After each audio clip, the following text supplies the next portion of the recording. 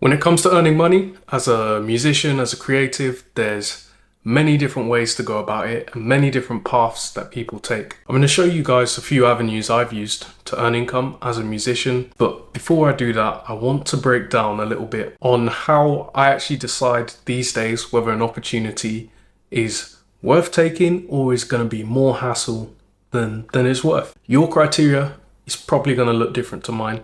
My criteria has changed. Okay, I am no longer a bachelor. I am now married. I have a family to provide for, look after essentially. So my measure of what a good opportunity looked like has changed. So I don't know if that's coming up on camera, but that there is my opportunity equation. Essentially, I look at the opportunity with the fee plus maybe the opportunity or what it's bringing to the CV times the fun I'm going to have on that gig and maybe any extra experience that it's going to bring me, that it's going to bring my family, bring my wife as we come along to doing these things. Maybe it can provide extra bonuses that are outside of monetary benefits. So if doing a particular gig means that actually we can have a bit of a holiday together, that's also a big bonus or deciding factor as to whether I take it on or not. If it's something that I definitely can't bring my wife along to, that affects how likely I am to take it or how good of an opportunity that is for me and my situation. So enough about how I decide what things I take. Let's talk about what some of these streams are, what some of these avenues are. And number one on the list is going to be corporate and wedding gigs. Okay, it's kind of like corporate gigs, wedding gigs, basically your function band stuff. But let's be real, it's the bread and butter for a lot of actual instrumentalists, a lot of playing. And if you get yourself in the right circles, it can actually be a very good earner. It can be a very comfortable earner. This is all based on UK, by the way. This is experience as me as a musician in the UK. So I can't talk for America, I can't talk for anywhere else, but typically your corporate to wedding gigs on the very, very low end, you're talking like 150 for the gig that a lot of more established players won't take, all the way up to say 500, 600 plus for that single gig. And then some circumstances it's much more, especially with destination gigs where you might actually be gone for an extra day or two or flying wise, or just a more high profile gig. The fee can bump up because of that. But again, that depends on your current level and experience and what circles you're currently moving in. But that corporate world is definitely there and it's definitely kicking. So it'd be silly not to include that in part of your decision-making process. Secondly, I've got theatre gigs. So some of you may know I actually did a theatre show for best part of 2 years, maybe even just over 2 years. Now, we spent 4 months in the States, in the United States, working on the show. And then it came back to the UK into a small theatre in the West End. So the one thing I didn't realize before getting into it is just how much of a commitment agreeing to a West End contract is. Okay, so it's its own unicorn where it's one of the few lines of work in the music world where it's actually good protection with the MU, but also it's consistent work. You might be signing a 6 to 9 month contract easily, and that's on a schedule of 8 shows a week, or it was for us anyway. Depends on the show, but typically it's about 8 shows a week. The show rate is not going to be, per show rate is not going to be as high as the corporate and wedding world at all, but you've got consistent work. You've got 8 shows a week. Now, where it becomes a problem is that you've actually got so much work that one, all your weekends for the next year potentially are booked up already.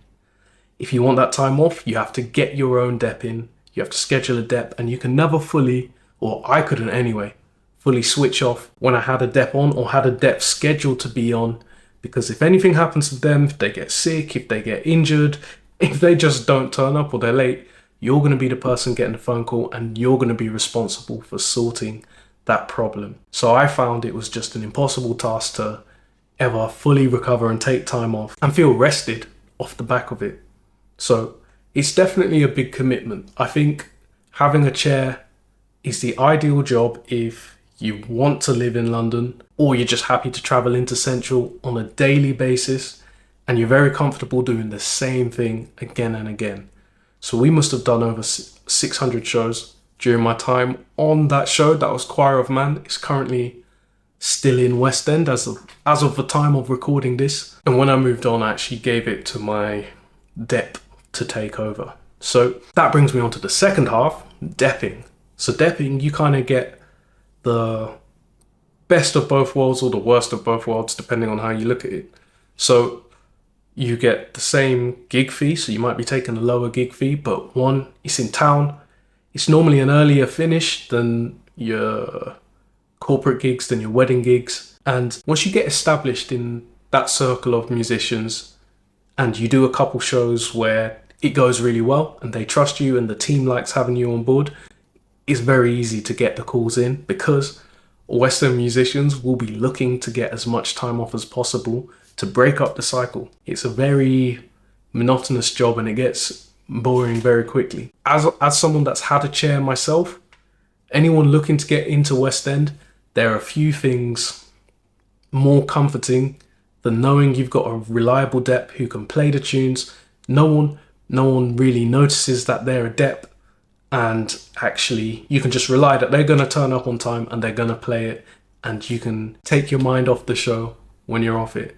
So if you are looking to get into that world, if you're looking to be a dep, that's going to be number one thing. Once you get that chance, you have to blow it out of the water and actually be nice to be around, because it's a lot of time in a small building with the same people. So moving forward, I probably wouldn't take a chair again.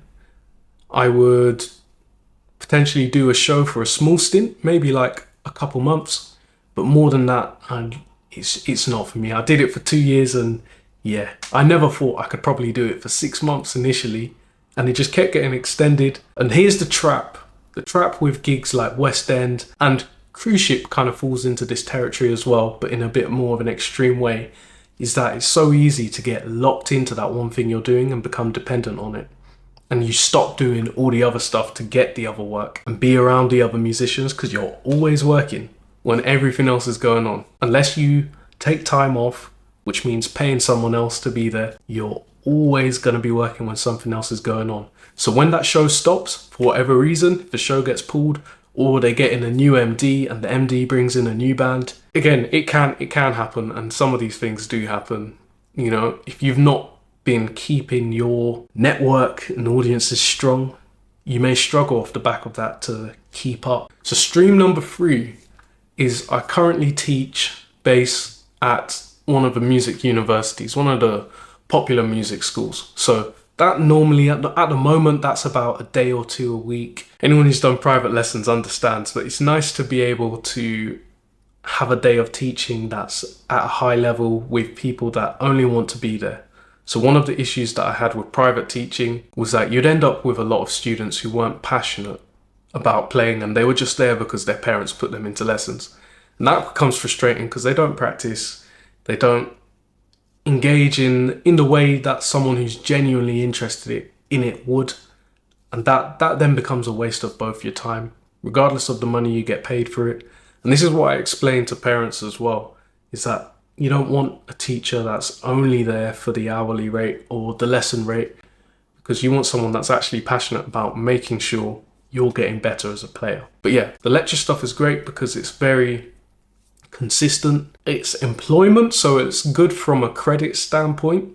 So if you're applying for a mortgage soon and that sort of stuff, having that written employment in there is a definite advantage, and you can take various benefits if you've got the uni with pension schemes, for example.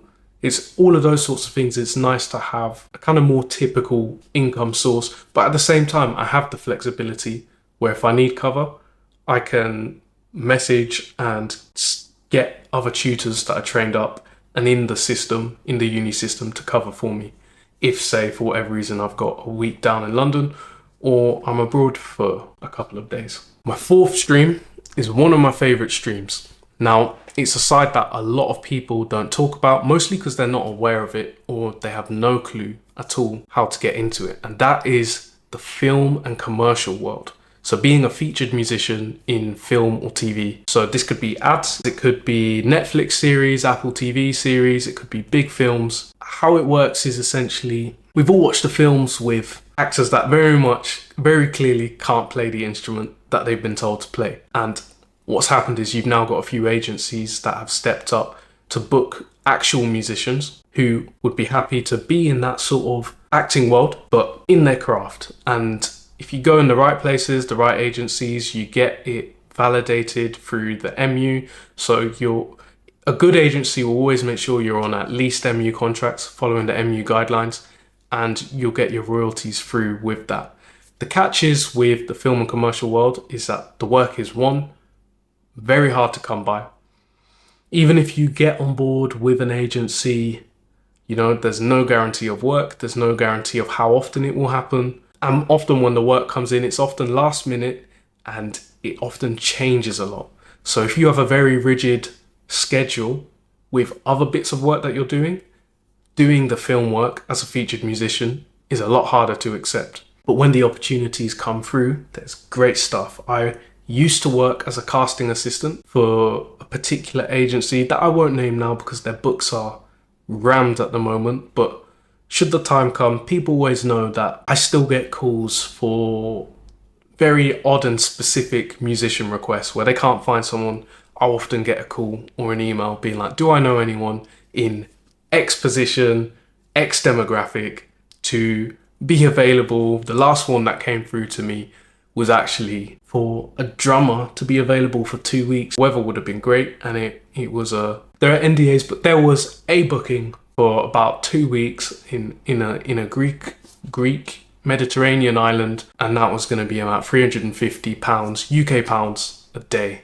I don't know what that would be dollars, maybe around $400 a day. That sort of stuff, when it comes up, if you're available, it's one of the one of the most enjoyable bits of work you'll do. Filming days are long days and they're early hours. You're often up at 6:30, 7 a.m. and you're there probably through till about 7 p.m. So it's often like 12-hour days, but the payoff is normally a lot better. Film world and TV world is one of the best paid work you can do for the hours you put in. I know there was an advert a few years ago that just wanted a sole piano player and singer, so someone to sing and play piano at the same time. That I think was a $9,000 fee for the day. So it was a day shoot, so they probably had a day of costume fitting, and then the actual shoot itself would have been another day. That was a $9,000 job. £9,000 for one gig. So I would encourage you to open your eyes to that world. The fifth income, which I've mentioned briefly before, is private teaching. So everyone knows that as a musician, one of the streams you can do is private teaching. Some people don't like to teach, but they do it because it's easier money. Easier is subjective, depending on how you set up your teaching business. But in terms of, it far beats being a barista or working at a restaurant in terms of pay per hour. You can get 25 to 40 pounds an hour, depending on what you teach and where you teach. And you build up enough students, you won't need the part-time job.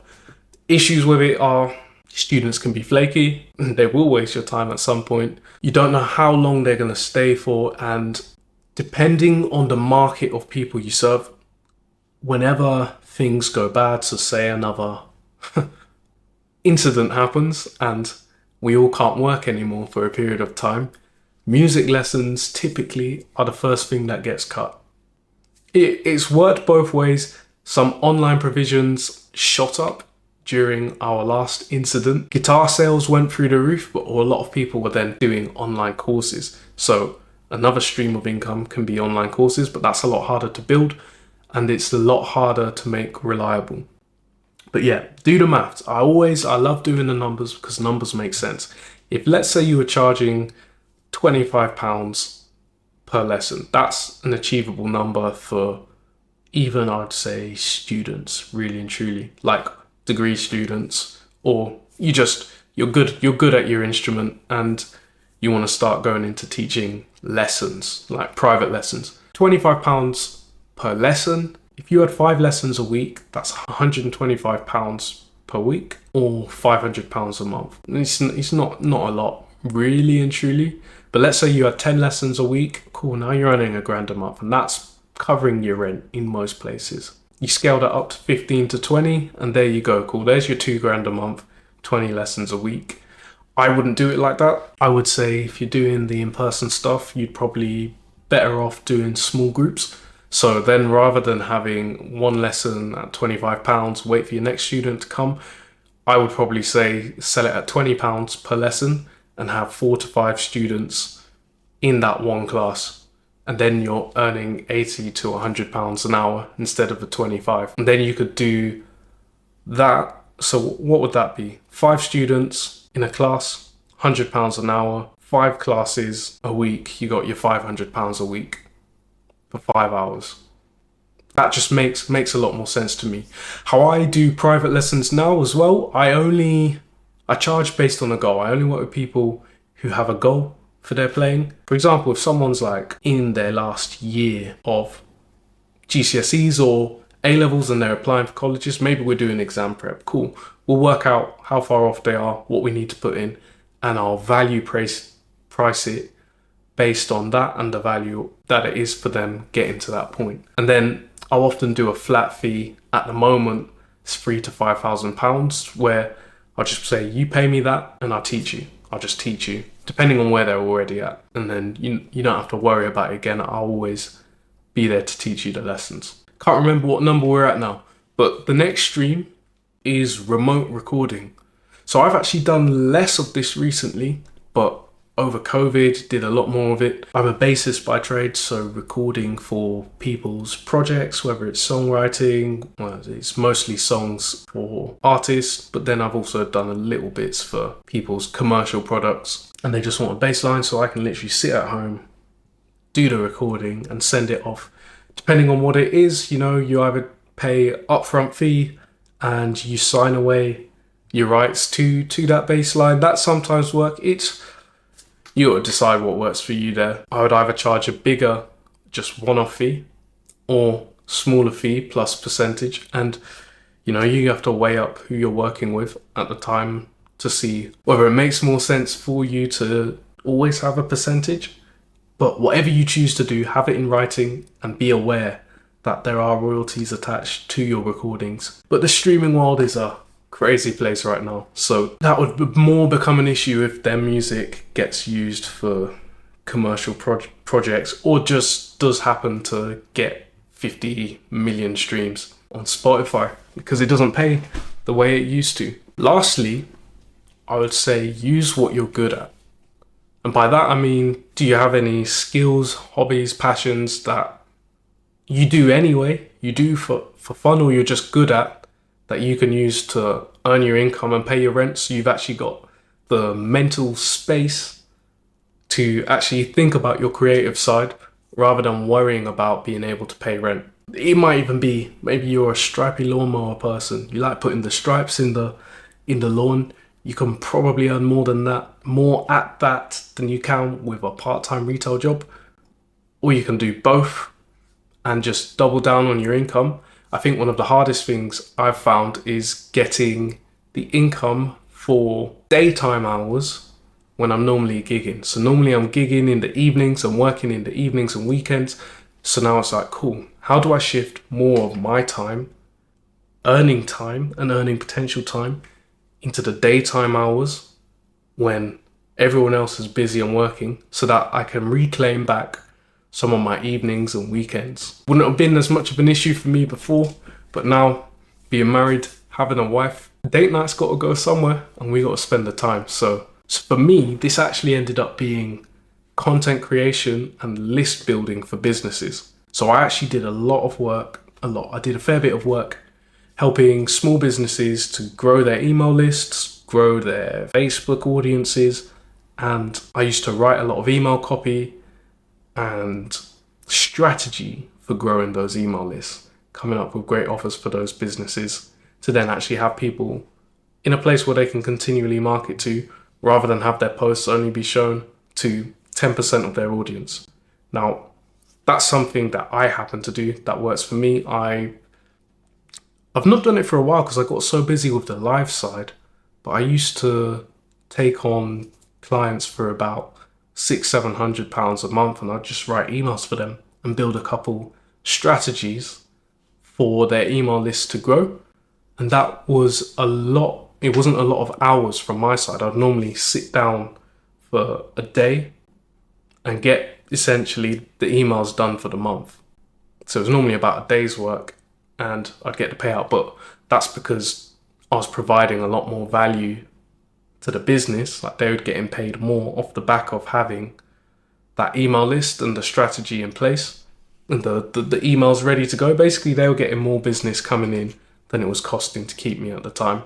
But that's a skill. It's a skill set that I've got now, that I have, and it's something that I will be turning back on as well. So anything you've got a skill with where you can actually help you cut down your hours at your normal job and build more freedom in, it's worth exploring. It's worth putting in the effort of getting rejected and told no however many times for other people to build that side of your business. But those are the income sources that I've used, that I've had, that I've gone through. I'd love to know how else you guys as creatives, especially as musicians, are earning income through what you do, through your creative side. Let me know in the comments below, and let's keep this conversation going and build out new ideas for the next videos.